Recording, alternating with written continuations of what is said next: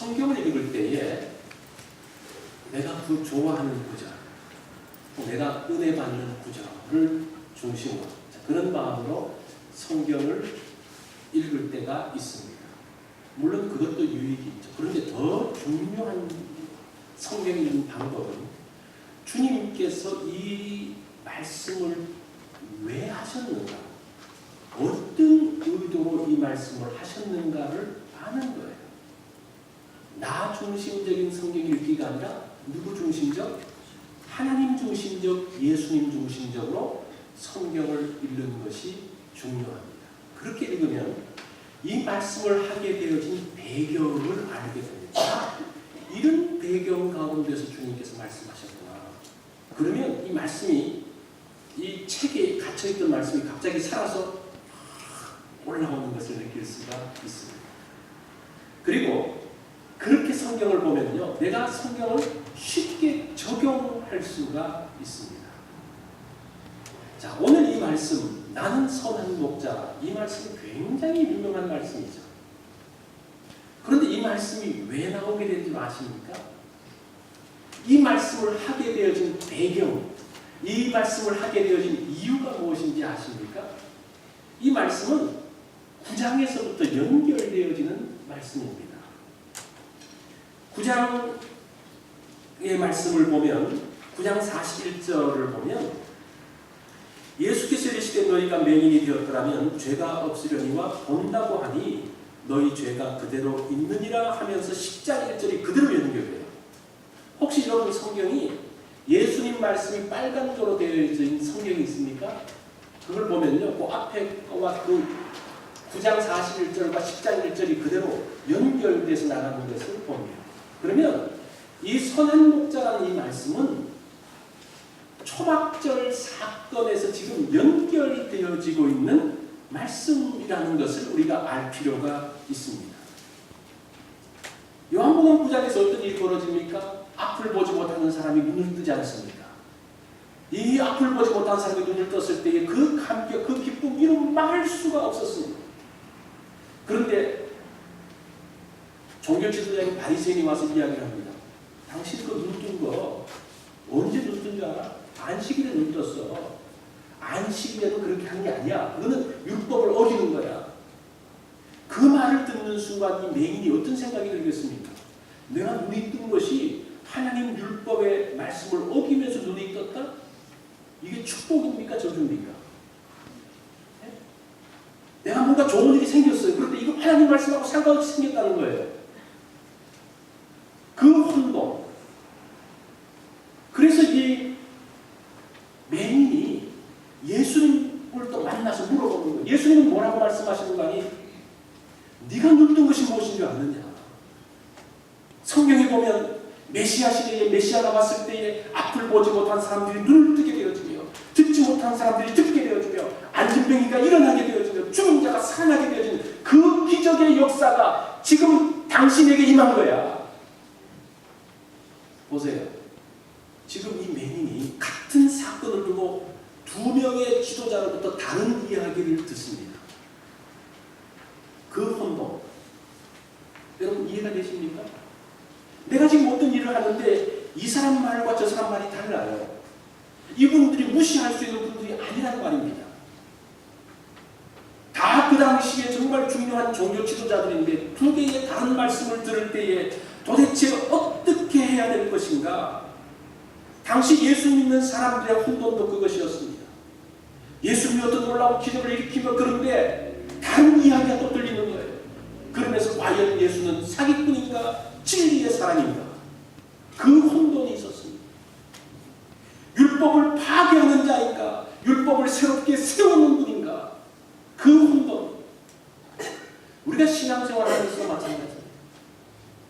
우리가 신앙생활을 하는데 예수님을 따르는 것이 축복인가 고민인가 고통인가 어떻습니까? 예수님 말씀대로 사는 것이 축복입니까? 괴로움이고 고민입니까? 뭐 그런 그 생각들을 할 때가 있지 않습니까? 두 종류의 사람이 있습니다. 한 사람은 그 사람이 말을 하면 정말 그런 것 같아요. 말을 얼마나 잘하는지 몰라. 이해도 잘 되고. 그런데 그 사람은 사기꾼입니다. 믿지 못할 사람입니다. 또 한 사람이 있습니다. 그 사람은 말을 들어도 잘 이해가 안 돼요.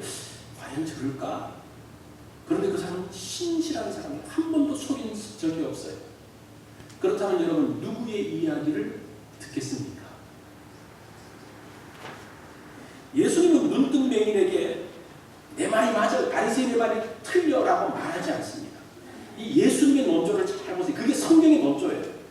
예수님은 지금 이 눈뜬 사람에게 내가 왜 맞는지를 쪼목쪼목 설명하지 않고 내가 누구인지를 설명하고 있습니다. 내가 누구인지 아냐? 나는 누구라고 말합니까? 선한 목자다. 성경을 보면 하나님께서 지금 우주를 창조하시고 이게 과학적으로 논리적으로 어떻게 맞는지 그런 설명을 하지 않습니다. 하나님이 어떤 분인지 설명을 하십니다. 그런데 우리가 이 성경의 포인트를 모르면 혼돈스러운 거예요. 이게 왜 과학적으로 안 맞지? 논리적으로 안 맞지? 자꾸 그렇게 따지는데 하나님은 지금 어떻게 말씀하시는 거예요? 이것을 논리적으로 과학적으로 사실은 인간의 제한된 머리를 가지고 아무리 하나님께서 그렇게 설명하셔도 이해가 안 됩니다. 그래서 어떻게 하십니까? 하나님이 누구신지를 설명하십니다. 하나님이 과연 믿을 수 있는 분인지 그렇지 않은 분인지를 말씀하십니다. 예수님도 동일합니다. 그래서 오늘 이 본문의 말씀 선한 목자에 대한 그 말씀은 지금 9장에서부터 눈뜬 그 맹인의 사건에서부터 과연 누구의 말을 들을 것인가에 대한 그 혼돈 가운데서 주님이 주시는 말씀, 내가 누구냐? 내가 누구냐에 대한 말씀. 누구의 말을 들을 것인가? 논리적으로 말하는 사람의 말을 들을 것이냐? 아니면 하나님의 말씀을 들을 것이냐?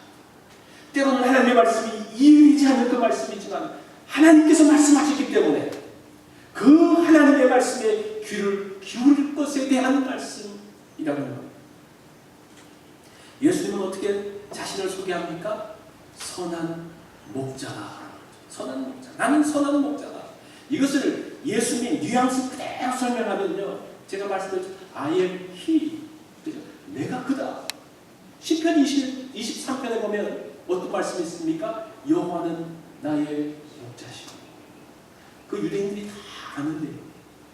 목자이신 하나님, 목자이신 여호와. 지금 예수님께서 자신을 누구라고 말씀합니까? 나는 목자다. 나는 선한 목자다. 그걸 통해서 I am he. 내가 하나님이다. 아니 후에 대한 이야기를 하고 있습니다. 자, 여기서 선한 목자라고 이야기를 할 때에 이 선한이라는 단어가 무엇인가니 사실은 선하다라는 단어도 헬라어에서 여러 가지 단어를 쓰는데 이 단어는 그냥 도덕적으로 선한 그거 이상이에요. 도덕적으로 선할 뿐 아니라 뭐라고 말하는 거니? 원래 도덕적으로 이렇게 바른 사람들 보면 좀 깐깐해 보이잖아요. 그죠? 도덕적으로 선한데 배려심이 있어요. 다른 사람과 친근해요. 그 개념, 칼로스라는 단어를 쓰고 있습니다. 어떤 마을에 선한 의사가 있습니다. 이 선한 의사라고 이야기를 할 때는 그 사람이 의술이 뛰어난 그 정도만 되어져서 선한 의사라고 말하지 않습니다. 의술이 뛰어날 뿐 아니라 다른 사람들에게 환자들에게 아주 친절하게 대해주고 또 가난한 사람을 배려해주는 의사를 어떻게 이야기하는 거 아니? 선한 의사다 이렇게 씁니다. 그래서 뭐 세상에서 이렇게 쓰는지 모르겠지만 그런 개념이에요. 목자. 이 목자는 전문성이 있고 양을 잘 돌보는 사람, 목자예요. 그런데 선한 목자라고 말하면 양을 잘 돌보고 전문성이 있을 뿐 아니라 양들을 사랑하고 양들을 배려하며 양들과 함께 있는 그러한 목자를 말할 때에 선한 목자다라고 말씀을 한다는 겁니다. 이해가 되십니까? 예수님을 단순하게 나는 목자다라고 말하지 않고 선한 목자라고 했을 때의 의미가 그런 뜻이랍니다. 오늘 본문은 예수님께서 선한 목자라고 하는데 선한 목자가 도대체 어떤 분인가를 오늘 본문에서 말씀을 해주고 있습니다. 네 가지로 설명해요. 첫 번째가 양을 아는 목자라는 것. 선한 목자는 양을 안다라고 해요. 양을 안다. 안다는 것은 얼굴을 알고 이름을 아는 게 아니고 여기서 안다라는 단어는 경험을 통해서 안다 그런 뜻이에요. 사귀어보고 만나보고 같이 있어보고 안다라는 뜻입니다. 이 단어가 구약에서 어떻게 쓰여졌는 거 아니? 아담과 하와를 말하면서 아담이 하와를 알았더라 라고 할 때의 그 안다는 단어하고 똑같아요. 물론 구약에서는 야다라는 단어를 쓰지만 히브리어와 헬라어가 다르죠. 그 야다라는 단어를 기노스코, 그러니까 헬라어로 그대로 번역을 합니다. 이 안다는 것은 아담과 하와 사이의 부부 생활, 부부로서 함께 있으면서 아는, 이 부부가 오래 있으면 얼마나 잘하겠어요. 그 아는 것을 이야기합니다. 또 부모가 자녀를 아는, 이 부모가 자녀를 얼마나 잘 알습니까? 그때 안다라는 단어를 씁니다. 이스라엘은 산지가 많기 때문에 목축을 많이 합니다. 그래서 목자들이 양을 칠 때에 날씨가 이제 추운 날 때는, 이제 겨울이나 추운 날에는 그 겨울이 우기가 되어지니까 그 마을 주변에 풀들이 나요. 그러면 양을 데리고 가서 그 주변에 풀들을 뜯어먹히고 먹히고 또 다시 이제 동네로 돌아옵니다. 동네로 돌아오면 각 집집마다 양우리를 만들어 놓는 게 아니라 동네에서 큰 양우리를 만들어요. 그래서 양들을 그 안으로 다 집어넣습니다. 그러니까 그 동네 사람들이 양들은 그 한쪽으로 다 들어가요. 그리고 난 다음에 거기에 문을 닫고 문지기가 지킵니다. 자, 그러다가 그 다음 날이 되어지면 자기 양을 데리고 먹이로 가야 되잖아요. 그 동네의 모든 양들이 다 섞여서 수백 마리인데 어떻게 양들을 찾습니까? 그때 이 목자가 뭐 찾을 필요도 없어요. 그 문 밖에 서서 목자가 소리를 내는 뭐 이러면서 그 목자의 특이한 소리 내면 그 목소리를 들은 양들이 쫙 빠져나옵니다. 그게 아는 거예요. 목자가 양을 알 뿐 아니라 양도 목자의 음성을 알고 따라 나온다는 것. 이게 아는 거예요. 제가 이제 학생 목회를 할 때는 젊은 부부들이 많았어요. 그 젊은 부부들이 이제 센터 모임하고 이렇게 하면 그 애들이 많잖아요. 뭐 한 집에 둘, 셋, 뭐 하나. 그러면 이제 그 모임은 여기서 하고 그 다른 방에서 애들만 모아놓고 한 사람이 당번을 정해가지고 애들을 이제 돌보고 이렇게 하고. 그러다가 애들이 있다가 울잖아요. 그러면 그 엄마가 정확하게 와요. 연락도 안 했는데 그 엄마가 정확하게 와요. 이상하죠? 보지도 않고 울음소리만 듣고. 그래서 어떻게 아냐 그러면 자기 아이 울음소리는 다르다는 거. 이게 아는 거예요. 팔레스타인의 그 이스라엘을 가본 분들이, 이 목자들이 이렇게 갈 때에 두 양쪽에서 마주보면서 이 두 무리가 쫙 갑니다. 양쪽 양들이 한 50마리 정도 되는데 쫙 가는데 이제 불안한 거예요. 이게 섞이면 어떻게 될까? 근데 딱 가면서 이제 섞여가지고 한 100명이 그냥 뒤섞이니까 뭐 어떻게 되는지 우왕좌왕하죠. 근데 이 목자들은 유유히 가서 이 목자가 여기서 또 목자의 소리를 내면 이 양들이 싹 이쪽으로 가고, 엉켜있던 양들이 싹 이쪽으로 가고, 또 이쪽에서 또 목자가 또 뭐라고 부르면 이 양들도 이쪽으로 쫙 가는, 그것이 양과 목자와의 관계. 이 정도 되려면 얼마나 가까이 있으면서 접촉하고 서로 아는, 이것이 목자.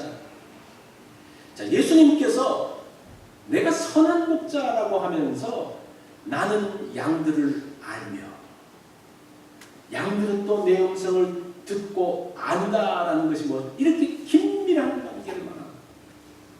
예수님께서 여러분 이름을 불러주시면 어떨 것 같아요? 내 이름을 알면 어떨 것 같아요? 그 자체만으로 감격하겠죠. 근데 그 정도가 아니라 나의 고민을 알고, 나의 기도 제목을 알고, 나의 아픔을 알고, 나의 눈물을 하신다는 거예요.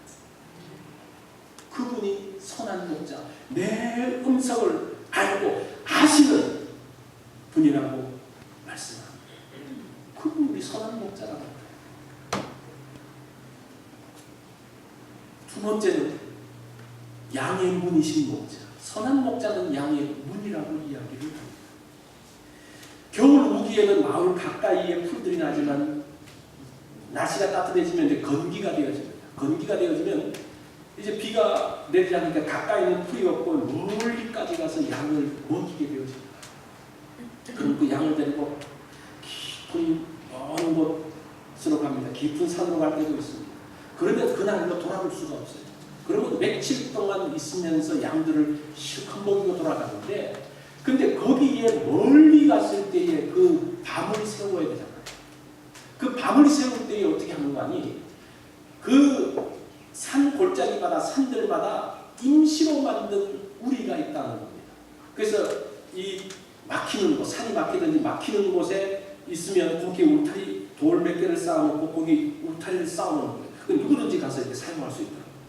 그러면 이제 풀을 마음껏 뜯어 먹이고 난 다음에 그 양을 데리고 밤이면 이제 그쪽으로 다 집어넣습니다. 그런데 야외의 임시 막사는, 임시 울타리에는 문이 없습니다. 그래서 어떻게 하는 거 아니? 양들을 다 집어넣고 그 입구에 목자가 있는 거예요. 그래서 거기서 잠을 자는 거예요. 이 목자가 뭐가 되는 겁니까? 문들, 그 말씀입니다. 지금 어떤 짐승들이 와가지고 이 양을 해치려고 하면 누구를 통과해야 됩니까? 목자를 통과해야 되는 거예요. 어떤 도적이 훔치려고 하면 이 목자를 통과해야 됩니다. 목자가 거기에 문이 되어서 지키고 있다라고 말씀을 합니다. 야, 놀랍지 않습니까? 놀랍지 않아요? 그것이 이 말씀이 어떤 말씀인 거 아니? 나는 양의 문이라고 말씀하시면서 9절에 보면 나는 문이니 누구든지 나로 말미암아 들어가면 구원을 받고, 이 말씀이 무슨 말씀이에요? 그 우리에 있는 양의 문인 목자가 지키고 있는 그 우리 안에 있는 양들은 어떻다는 겁니까? 안전하다는 뜻이에요. 그 말을 구원이라는 표현으로 쓰고 있습니다. 그래서 10장 28절, 요한복음 10장 28절을 보면 어떤 말씀이 누가니 내가 그들에게 영생을 주더니 영원히 멸망하지 아니할 것이요 또 그들을 내 손에서 빼앗을 자가 없느니라. 왜 그렇습니까? 예수님께서 양의 문이기 때문에. 그리고 다시 9절에 보면 또 들어가며 나오며 꼴을 얻으리라. 자, 양의 문이신 그 목자가 밤새도록 그 문에서 있다가 이제 아침이 되면 어떡합니까? 목자가 일어나서 그 양들을 데리고 나갑니다. 그 문을 통해서 나가서 어떡합니까? 풀들을 먹고, 푸른 초장에서 풀들을 먹고, 또 물가에 가서 물을 마시면서 지내게 되는 거예요. 그 문을 통해서 들어갔을 때 안전하고 나올 때의 꼴을 얻는 그 삶, 그것이 양들의 삶이고 선한 목자가 그렇게 인도한다라고 말씀을 합니다. 학자들은 이 말씀을 가지고 뭐라고 말하는 거 아니? 1절부터 5절까지는 겨울철, 제가 말씀드렸죠. 겨울철에 있을 때에 동네 양우리에 있었던 광경을 설명을 하고, 그리고 7장부터 10장까지는 건기가 되어지는 여름철이나 따뜻할 때에 멀리까지 가서 양들을 치면서 있었던 목자의 모습을 설명하고 있다라고 합니다. 이건 무엇입니까? 사시사철 쉬지 않고 양들을 돌보는 목자의 모습을 말씀을 합니다. 구약성경은 뭐라고 말합니까? 하나님께서 우리를 지키시는데 어떻게 지키신다고 말합니까? 졸지도 않고 주무시지도 않고 지키신다는 거예요. 또 우리를 어떻게? 눈동자처럼. 눈동자처럼 지킨다는 말이 무슨 말이에요? 눈동자가 가는 것만. 이게 눈동자가 어디를 따라가는 겁니까? 양을 따라가는 거예요. 그죠? 양을 따라가는. 마치 엄마가 그 아기가 있으면 놀이터에서 보면서 어떻게 합니까? 아기가 가는 대로 이렇게 눈동자가 따라가는 것처럼 그렇게 지키신다는 말씀입니다. 자, 보세요. 지금 이 선한 목자라는 이 말씀을 통해서 지금 구약에서 나타나고 있는 하나님의 모습을 계속적으로 연상시키고 있어요. 그러면서 내가 선한 목자라고 하면서 내가 누구라는 겁니까? 내가 누구라는 거예요? I am He. 내가 바로 그 하나님, 삼위일체 하나님을 요한복음의 특징이 뭐예요? 그래서 예수 사인, 이 표적이라는 게 그거거든요. 예수님께서 이 말씀을 통해서 내가 누구인지를 말하는데 누구를 말하고 있다는 겁니까?